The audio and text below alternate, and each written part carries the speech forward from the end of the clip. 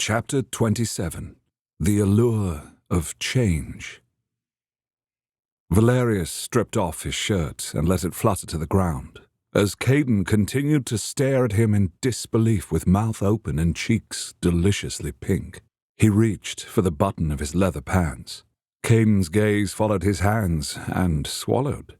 "Caden, clothing. Remove it now," Valerius said, as he slid down the leather pants and stepped out of them. The cool air caressed his skin pleasantly. Raziel shook itself, preparing to stretch its wings and fly. I don't understand. Caden licked his lips. Why do we have to get, naked? Because otherwise you will have to ride home naked afterwards. Shifting is hell on clothes, he said gently. So take them off now, or end up not having any clothes at all until you get home. Caden didn't appear to hear him. He was staring at Valerius's cock. That pink tongue slipped out of the sweet lips and licked them again. Caden, shifters learned that nudity is not related to sex, Valerius remarked. He put his hands on his hips. Caden was still fixated on his cock. Despite Valerius's words, his cock began to stir. Not always related to sex, but it is important for you to be focusing on me as your teacher and not... Caden, are you listening to me? Valerius pinched the top of his nose, even as warmth pooled in his groin, as the young man's evident approval of his naked form had his body being disruly. Caden, you should look at my face, not at my cock. Caden's head jerked up to his face, which turned nuclear red. His lips parted, but no words exited his mouth. The wind blew from behind him, and the musky scent of arousal came to Valerius's nostrils. His cock started to stir again, and the memory of the caress in the SUV returned to him. He almost raised his hand to his cheek now, as if he could grasp Caden's hand back. I'm sorry. Oh God, what the hell is wrong with me? Caden's head was lowering and his cheeks were still burning. He then mumbled, You're really beautiful. That sweetness should not have moved him. Inexperience in a lover was actually not sexy. They did not know what they were doing. They were embarrassed about talking about their desires, let alone finding out about his. They came early, having no stamina. Everything impressed them because it was new and for no other reason. Yet he was aroused. Yet he was touched. Yet he absolutely could not get involved with this boy because it would never be casual for Caden. So he had to ignore his body's yearnings. And pretend you don't have any others? That voice in his head sounded so like Shione's that he actually looked for her. But she wasn't there. It was just him and Caden, and his own conscience. Raziel said nothing. It merely regarded Caden and the white dragon spirit with not exactly suspicion, but a touch of unease. Raziel did not know what to expect from them, he realized. While the white dragon spirit was no match for Raziel in a fight, it was still afraid. What are you afraid of? Valerius snapped. To his surprise, Raziel answered him. Change. He was too stunned to say anything for a moment. It was a simple and complex word, change, full of possibilities and pitfalls. Life is about change. You know this. Both of us do. He reminded the black dragon spirit. Our lives are not the same as when we first joined. They are not even the same as before the war. Have these changes been good? Raziel asked. He wasn't sure if it was a rhetorical question, or if the spirit was truly asking him his opinion. What do you think? Valerius asked back. I think that this change will be different from all the others. The white dragon will change us. Raziel answered, and hid between its wings. This unnerved Valerius. But then again, did he not feel the same way? Had he not, since Caden's appearance, felt like he was holding back a flood by putting a finger in the dike? There was nothing controlled about this young man, and he knew that keeping Caden from upending everything was likely impossible. But he was still trying. If we are a part of this young man's life, we can guide where some of this change takes us, Valerius said. And wasn't that what he was doing right here and now? Teaching Caden to shift and fly. I do not know if I want this or not. Raziel retreated deeper into its wings. But change comes like the wind. There is no stopping it. You look like you're trying to hide from it, Valerius pointed out. Delay it. But even this will not work for long. Raziel admitted, and then all that could be seen of its face were the red, glowing eyes. I'm really sorry. Serious, Valerius. I didn't mean to stare. Caden wailed. You have no idea how you look, do you? You can't just drop your trousers and expect people not to stare. I mean, seriously, you're built big all over, and I just couldn't quite not see you and compare to myself. You were comparing the size of our cocks. Valerius tilted his head to the side. Everybody does it. Really? Perhaps those that have insecurity. I am not insecure about the size of my member. Caden squeaked. Well then, why don't you show me?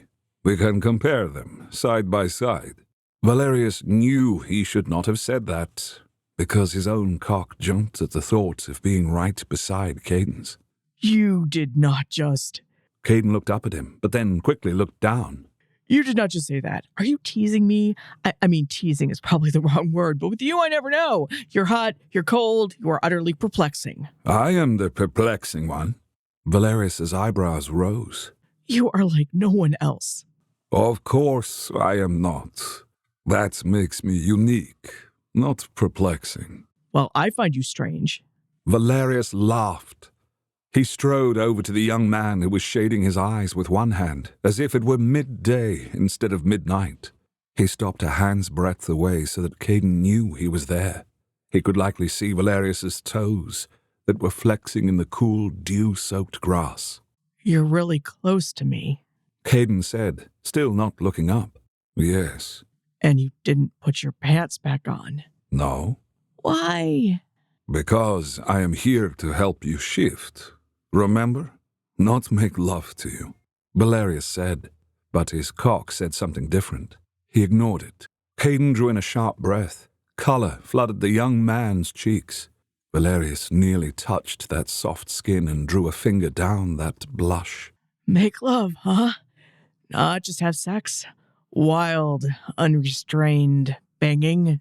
Caden asked, still shielding his eyes. Valerius shook his head. You know nothing about, what did you call it? Wild, unrestrained banging. I am positive about that. I'm not a virgin. Caden's head snapped up. He focused on Valerius's face as if he was holding on for dear life. And you made me say that, so it sounds stupid. His eyebrows rose. I made? Yes, you make me say stupid things because you make me nervous. Especially when you're...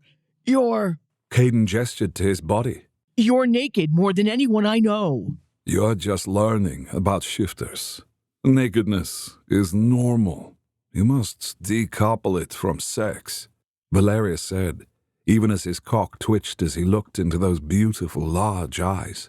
You will become unaware of it in time. So why don't you strip and then let's fly?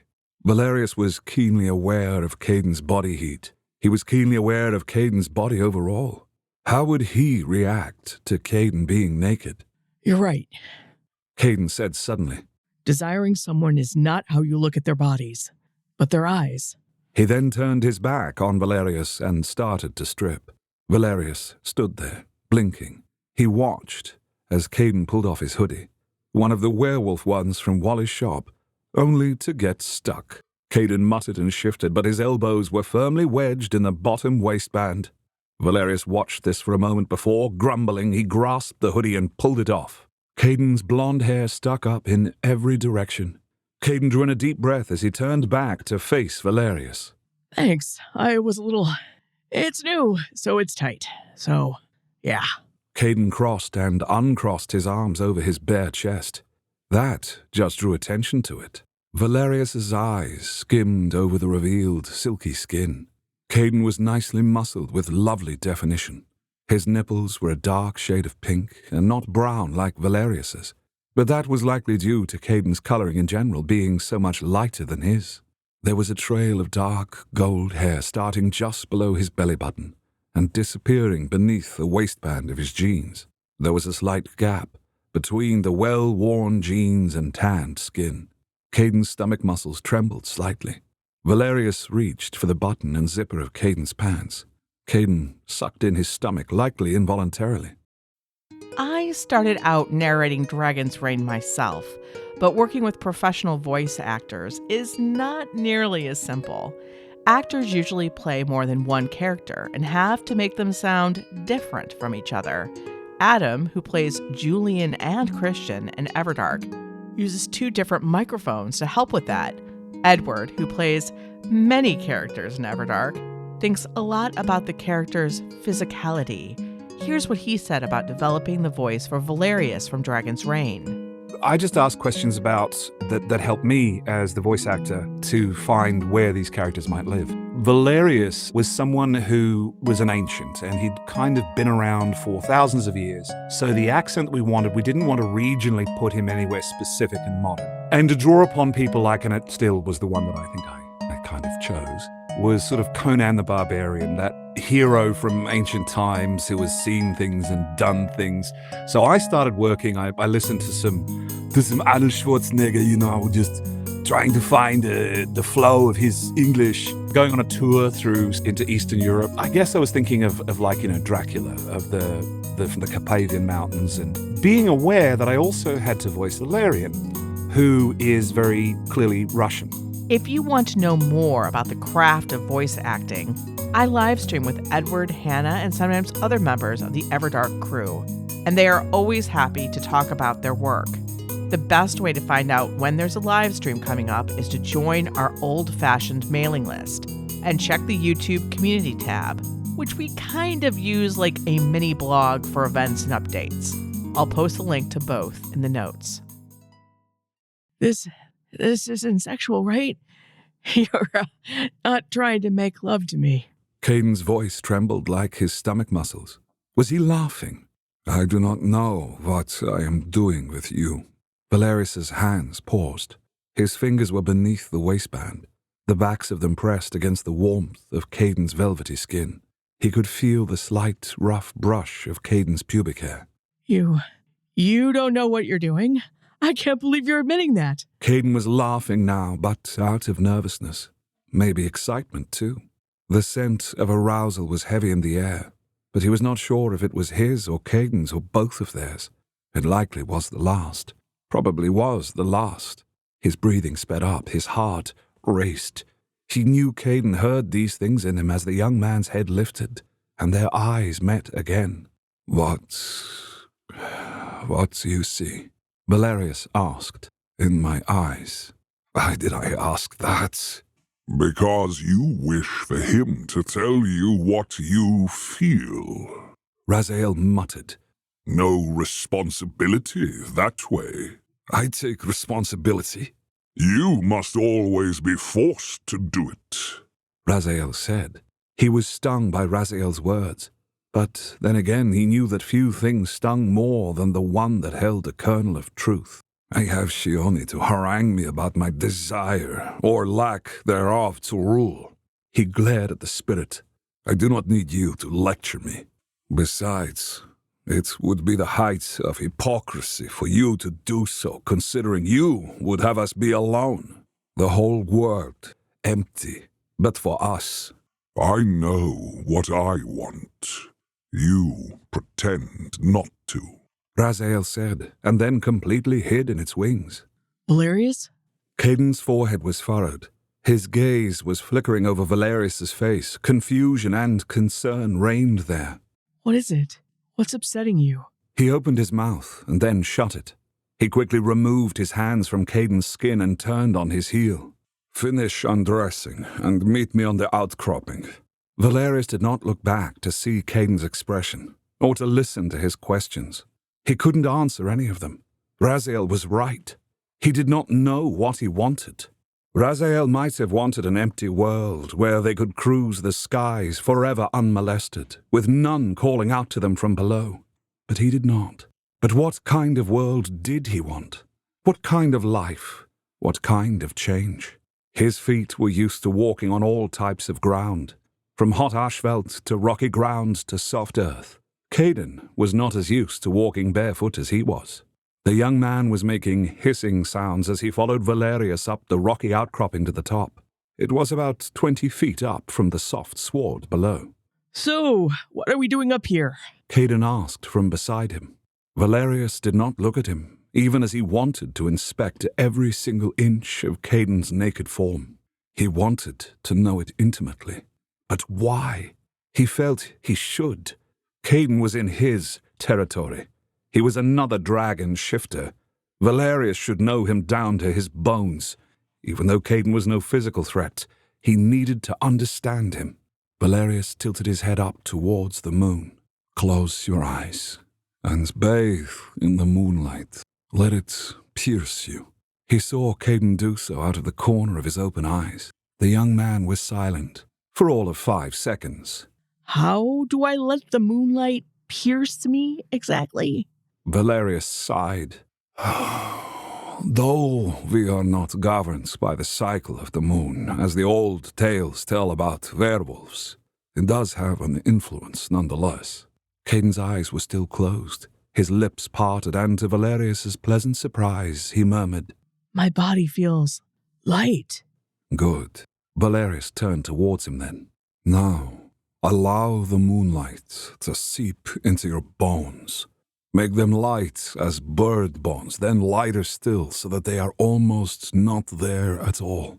His eyes drifted down Caden's moonlight-gilded form. His golden skin was silvered under the moon and stars. The night breeze was like a lover's caress through his blonde hair that was almost white in the starlight. His cock, while nowhere near as large or thick as Valerius's, was perfectly proportioned. It was slightly erect in the nest of dark gold curls. He was beautiful. So very beautiful. I think I feel that. Caden breathed out. Excellent. Now let the moonlight sink into your core. Valerius said, the words leaving his lips without any real meaning. He was transfixed. Okay. Caden rocked back and forth on his feet like a little kid rocking in anticipation. Valerius sighed softly as he took this in, but then found a smile twitching on his lips. Things are never boring with Caden around, are they? He shakes us out of our doldrums. Valerius murmured. He is beautiful. Raziel repeated his earlier words. The white one is as well. Yes. Imagine us flying together. Imagine our wings nearly brushing. Imagine turning our heads and seeing them beside us. Raziel's head emerged from its wings. Yes, that would not be so bad, would it? One other person in the endless, empty world. Valerius asked softly. Perhaps not. Raziel's wings unfolded completely, and it flapped them once. I think my core is soaked with moonlight. Caden informed him. All right, now it is time to step forward, but keep your eyes closed, Valerius said. Frown lines appeared on Caden's forehead. But the edge of the outcrop is there, like a foot or two away, so if I step too far forward, I'll fall.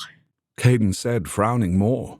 Valerius leaned in and said into Caden's ear, On the contrary, you will fly. You are a dragon shifter, remember? Caden nodded, but uncertainly. I can feel the wind. I can hear it whistling over the edge. Do not be afraid. I will catch you if you fall, Valerius promised, and somehow the words meant more than they did on the surface. Okay, I can do this. If you make sure to catch me. Caden added quickly. I will, but let's not consider that as an option. You will walk off the edge, and you will shift. The moonlight in your bones and core will allow everything to move and reform. Valerius told him, trying to explain something that was very difficult to capture. Caden has done this before. He will be able to do it again. This should just be a formality. Right. Moonlight. Allure wants to fly, so this will be easy. Caden's eyes were still shut, but there was a tenseness to his jaw. Valerius touched that twitching muscle, and Caden's eyelids would have flown open, but Valerius put a hand over them. Step forward, Caden. I will not let you be hurt, no matter what. Caden turned towards him, but Valerius kept his hand over those brilliant eyes. You mean that? You really mean that? Yes. Now stop stalling, Valerius said. Caden flashed him a grin. I'm all turned around now. I don't know where the edge is. Point me in the right direction? Of course. Valerius turned him so that he was facing the very edge of the outcropping. The wind blew against his skin. Caden shivered and drew his arms around his body. You won't feel the cold if you shift. Right. Besides, I'm like an ice dragon, so the cold should be my friend. Caden laughed. Indeed. Now step forward. Valerius released him and took a few steps backwards to allow Caden the room he needed to make the leap and then turn into the white dragon. He held his breath as he waited to see Caden shift in front of him for the first time.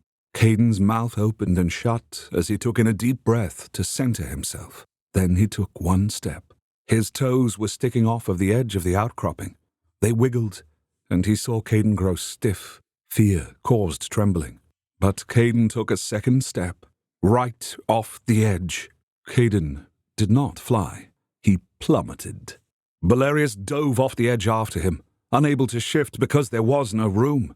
He grabbed Caden around the waist and twisted them in midair so that he was beneath and Caden was above him. He curled around Caden protectively. When they landed, he was on the bottom. He hit hard and skidded a few feet down the outcropping. The jolt was jarring but did not hurt him. He was saved from physical hurt in his human form, as he would have been in his dragon one. But he still had the air pushed out of him by the fall, so he was silent for a moment. Valerius? Valerius! Caden cried as he moved frantically against Valerius's form. Are you okay? Oh my God, I didn't shift. I must not have let the moonlight in. I can't believe. Caden, Valerius said softly, as the young man's lithe body moved unconsciously, sensually against his own, and his cock, which had never really gone to sleep, awoke as if he lit a fire under it. I can't believe I didn't shift. And if you hadn't caught me... Caden. His voice dipped into a deep rumble. His legs parted and Caden slipped in between them effortlessly, almost as if he was meant to be there. Their cocks lined up alongside one another. Caden let out a gasp, but kept talking as if he were under a curse. I'm responsible for your hurt and I... Caden, I am not hurt. Neither of us are.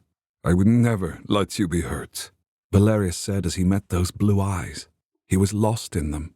So you're okay? Caden asked. I do not know what I am. With you, everything is uncertain, Valerius murmured. No matter what I do, what I think, what I believe, you are change incarnate. Those blue eyes widened. Valerius felt the solid thump of Caden's heart joining his, and then he was cupping Caden's face. The skin was silky smooth with just a hint of stubble along the jaw, and his mouth like nothing else, plump and lush and lovely beyond measure. Valerius leaned in and kissed Caden as if his life depended upon it. Original work is harder and harder to find in a world full of reactions, commentary, plagiarism, and generic ChatGPT content. And I'm really glad you found us. Every word of the story is from me, typed into my laptop while sitting on my couch. And a real person spoke every word into a microphone as well, not an AI voice. I got into producing stories because I care about entertaining you, the human who's listening to this right now. And while we certainly could have had a bot army to listen to episodes, leave realistic comments, and make us look really popular, it just wouldn't be satisfying. I'm glad you're with me for this story, and I would love it if you left a comment in the video just to say hello.